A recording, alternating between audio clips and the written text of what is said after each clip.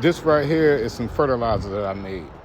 Now what's in here is, I went fishing because I love fishing, so I got a lot of fish in my freezer. I mean, a lot. I got deep freezers just full of fish in it. But some of the fish that went bad because my deep freezer had thawed out because I unplugged it by accident. So I took some of the fish out, put it in a bucket with some leaf mold, and put some molasses in there, some sugar in here. So this doesn't smell at all. It don't have no smell. You can leave this in in the bucket in the house, and it doesn't stink at all. Now in the summertime, the gnats might get to it.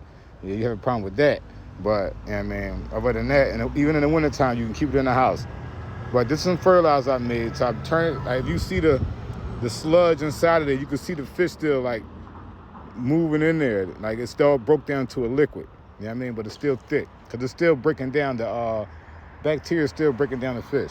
So I brought it here to the actual garden because I'm going to pour this inside of there right here, because I want this fertilizer to be all in here when I'm feeding my plants, because they're going to get fed from this, right?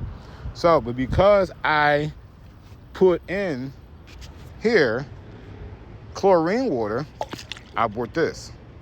You know what I mean? So I can get the chlorine out of here. You know what I mean? Because while I want the chlorine out, I have mycorrhizae inside of this fertilizer and the other living bacteria that breaks down the food that's in here. And I don't want the chlorine to kill them. So, you know what I mean? And plus the mycorrhizae that I put in here, I want it to be able to go and attach onto these roots, because it's now liquid inside of there. So I want them to go and attach into this root so they can be able to supply the roots with what they need. You know what I'm talking about? But I need to get a stick right now because I need to stir that up a little bit before I add that, because I want to make sure that chlorine is situated. Now hold the phone. Got one. You know what I mean? Just stir it around a few. You know what I mean? Stir it around a few ticks.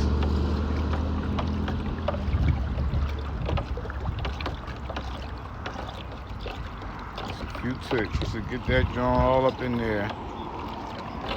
Now that little bit that I poured in here was probably, I don't know, this stuff is capable of doing a pond, but 55 gallon, you don't need that much. That stuff very concentrated. All right.